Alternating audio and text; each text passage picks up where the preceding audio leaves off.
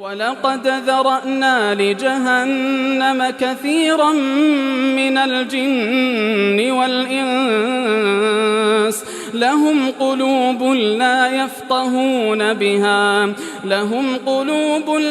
يفقهون بها ولهم أعين لا يبصرون بها ولهم آذان لا يسمعون بها أولئك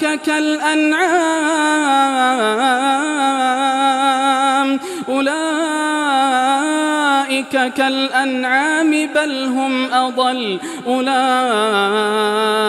هم الغافلون.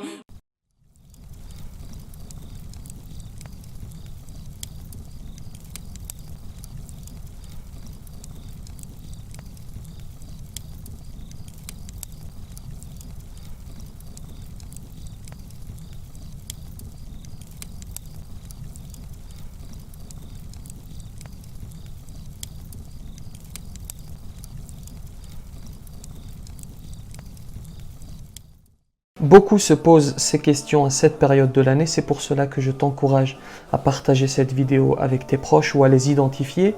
Je donne différents avis émanant de savants, ils sont tous légitimes, personne n'a le monopole de la crainte de Dieu ni de la vérité, c'est pour cela qu'il faut absolument respecter tous les avis.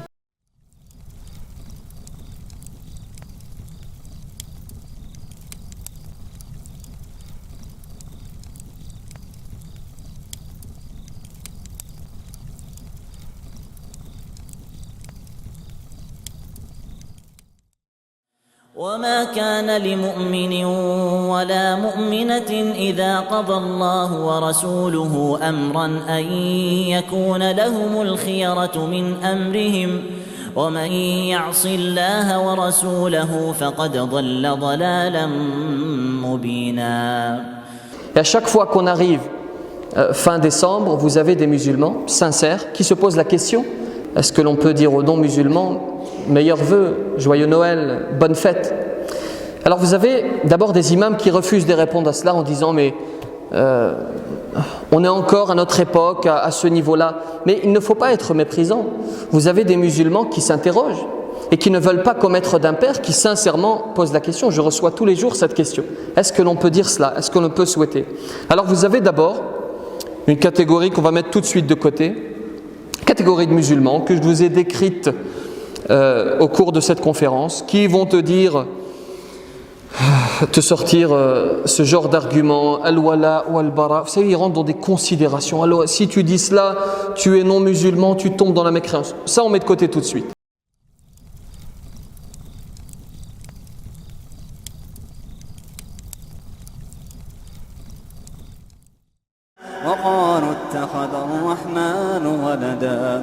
وقالوا اتخذ الرحمن ولدا لقد جئتم شيئا إدا تكاد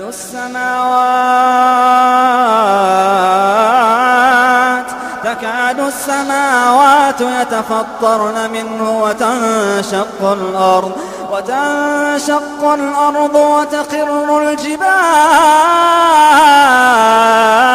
وتخر الجبال غدا أن دعوا للرحمن ولدا وما ينبغي للرحمن أن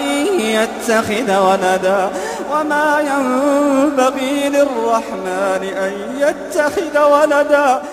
Vous avez ensuite un avis qui est sérieux de Ibn al-Qayyim qui dit il mène une réflexion et il aboutit à la conclusion qu'il ne faut pas souhaiter bonne fête aux non-musulmans. Et vous avez d'autres avis, et notamment l'avis du Conseil européen de la Fatwa, qui dit oui, c'est tout à fait possible, il est tout à fait possible de leur souhaiter de bonnes fêtes, tant que tu n'épouses pas leurs convictions.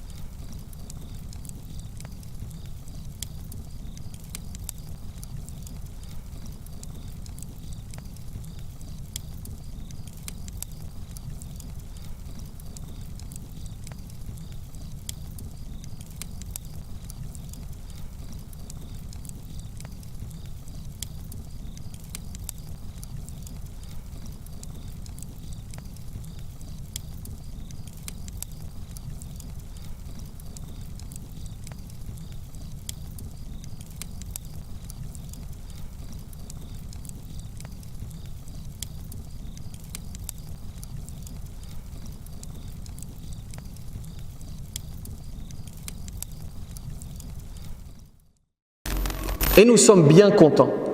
Nous sommes bien contents lorsqu'il s'agit de l'Aïd, d'entendre nos prochains, nos concitoyens nous dire bonne fête de l'Aïd, n'est-ce pas? Est-ce que lorsqu'ils te disent bonne fête de l'Aïd, ils croient en l'islam, ce sont des musulmans?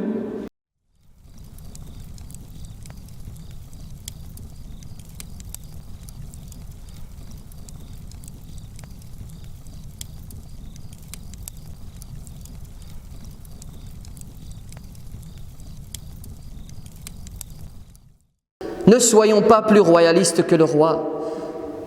Nous voulons être plus musulmans que le prophète sallallahu alayhi wa sallam. Les chrétiens de Najran, lorsqu'ils entendent parler du prophète, d'un prophète venu avec certaines valeurs, ça leur parle. Et donc ils vont vouloir se déplacer pour aller à la rencontre de Muhammad sallallahu alayhi wa sallam. Ils font donc la route, 600 km. Il n'y avait pas à l'époque tout ce que nous avons aujourd'hui, tous les moyens de locomotion que nous avons aujourd'hui. Vous imaginez la difficulté. Ils arrivent jusqu'à Médine et le prophète sallallahu alayhi wa sallam va les accueillir. Pas d'hôtel à l'époque. Vous savez où est-ce qu'il va les loger? Il va les loger à la mosquée. Oui, ce sont des chrétiens. Et il les loge à la mosquée. Et vous savez ce qu'il va faire en plus de cela? Évidemment, ils ont des rites à accomplir. Ils ont leur religion qui est le christianisme. Ils ont une certaine religiosité à exprimer. Le prophète sallallahu alayhi wa sallam les autorise à prier à la mosquée. Ils se mettent à prier, des compagnons vont vouloir protester et le prophète va leur dire laissez-les, ils prient vers Jérusalem, laissez-les prier. Et nous on a un mal fou parfois à convaincre certains frères de la légitimité des portes ouvertes. Ils te disent non mais c'est des mécréants qui rentrent à la mosquée. Le prophète les a laissés prier. Tu es meilleur que le prophète? Je veux dire réfléchissons parfois. Nous voulons être plus royalistes que le roi, plus musulmans que le prophète.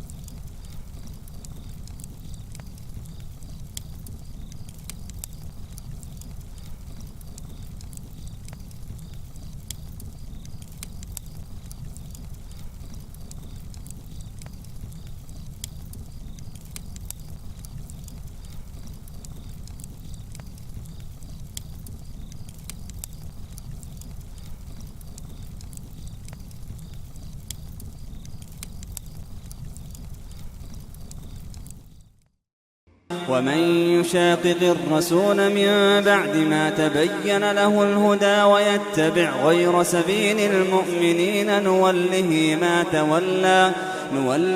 ما تولى ونصله جهنم وساءت مصيرا.